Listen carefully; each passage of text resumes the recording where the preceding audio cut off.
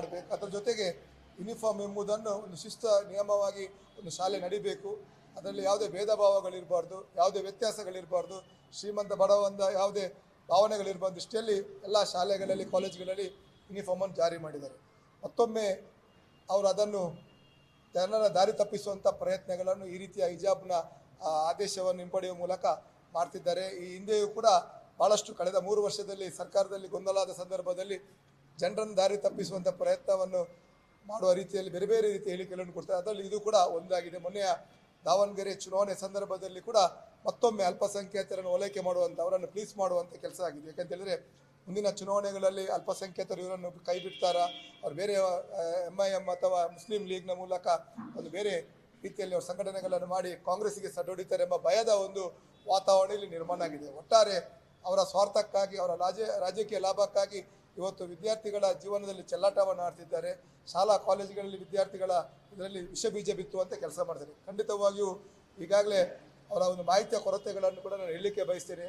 BJP ಸರ್ಕಾರ ಇರುವಾಗ ಅದನ್ನು ನಿಷೇಧ ಮಾಡಿದ್ದು ನಮ್ಮ ಸರ್ಕಾರದ ನಿರ್ಧಾರ. ಆಗ ಕೋರ್ಟ್ ಮೆಟ್ಟಲಲ್ಲಿ ಇರಲಿಲ್ಲ. ಆ ನಂತರ ಆ ವಿಚಾರವನ್ನು ಕೋರ್ಟಿಗೆ ಅವರು ಅದನ್ನು ಕೋರ್ಟ್ ಮೆಟ್ಟಲಿಗೆ ಹೋಗಿ ಕೋರ್ಟಲ್ಲಿ ಕೂಡ ಆದೇಶ ಸರ್ಕಾರದ ಪರವಾಗಿ ಆಗಿತ್ತು. ಈಗಾಗಲೇ ಸುಪ್ರೀಂ ಕೋರ್ಟಲ್ಲಿ ಅದು ಆದೇಶಕ್ಕೆ ಬಾಕಿ ಉಂಟು. ಒಂದು ಮ್ಯಾಟ್ರ್ ಸುಪ್ರೀಂ ಕೋರ್ಟಲ್ಲಿ ಆದೇಶಕ್ಕೆ ಬಾಕಿ ಇದ್ದಾಗ ಸರ್ಕಾರ ಯಾವುದೇ ನಿರ್ಧಾರಗಳನ್ನು ತಗೊಳ್ಳಿಕ್ಕೆ ಆಗುವುದಿಲ್ಲ, ಕಂಟೆಂಪ್ಟ್ ಆಫ್ ಕೋರ್ಟ್ ಆಗ್ತದೆ. ಅದರಿಂದಾಗಿ ಮತ್ತೊಮ್ಮೆ ನಮ್ಮ ಮಧು ಬಂಗಾರಪ್ಪನವರು ಅದೇ ರೀತಿ ಮುಖ್ಯಮಂತ್ರಿಗಳು ಸಂಬಂಧಪಟ್ಟ ಕಾನೂನಿನ ಅಭಿಪ್ರಾಯವನ್ನು ವಕೀಲರ ಹತ್ರ ಪಡೆದುಕೊಂಡು ಈ ರೀತಿಯ ಒಂದು ನಿರ್ಧಾರ ಮಾಡುವ ಮುಂಚೆ ತಿಳ್ಕೊಳ್ಳುವಂಥ ಒಂದು ಸ್ವಭಾವವನ್ನು ಅವ್ರು ಬೆಳೆಸಬೇಕಾಗ್ತದೆ. ಇಲ್ಲದಿದ್ದಲ್ಲಿ ಮುಂದಿನ ದಿನಗಳಲ್ಲಿ ಭಾಳಷ್ಟು ದೊಡ್ಡ ಹೋರಾಟಗಳಾಗ್ತದೆ ಅಂತ ನಾನು ಹೇಳಲಿಕ್ಕೆ ಬಯಸ್ತೇನೆ. ಖಂಡಿತವಾಗಿ ಒಂದು ವಿನಂತಿಯನ್ನು ಮಾಡ್ತೇನೆ. ಅದೇ ರೀತಿ ಹೋರಾಟದ ಎಚ್ಚರಿಕೆಯನ್ನು ಕೂಡ ಈ ಮಾಧ್ಯಮದ ಮೂಲಕ ಕಾಂಗ್ರೆಸ್ ಸರ್ಕಾರಕ್ಕೆ ನಾವು ನೀಡಲಿಕ್ಕೆ ಬಯಸ್ತೇವೆ. ನೋಡಿ, ಈಗಾಗಲೇ ಅವರ ಇಸ್ಲಾಂ ಧರ್ಮದಲ್ಲಿ ಹಿಜಾಬ್ ನಮ್ಮ ಧಾರ್ಮಿಕ ಆಚರಣೆ, ಧಾರ್ಮಿಕ ವಿಚಾರಕ್ಕೆ ಸಂಬಂಧಪಟ್ಟ ವಿಷಯ ಅಲ್ಲ ಎಂಬುದನ್ನು ಈಗಾಗಲೇ ಸ್ಪಷ್ಟಪಟ್ಟಿದ್ದಾರೆ.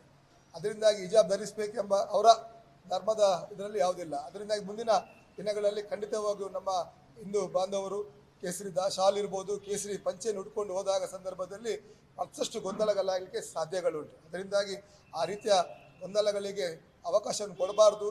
ಅದನ್ನು ಕೊಟ್ಟರೆ ನೇರವಾಗಿ ಮುಂದೆ ಆಗುವ ಅನಾಹುತಗಳಿಗೆ ರಾಜ್ಯ ಸರ್ಕಾರವೇ ನೇರ ಹೊಣೆ ಅಂತ ನಾನು ಹೇಳಲಿಕ್ಕೆ ಬಯಸ್ತೇನೆ. ಸಂಪೂರ್ಣ ನ್ಯೂಸ್, ಇದು ನೊಂದವರ ಧ್ವನಿ.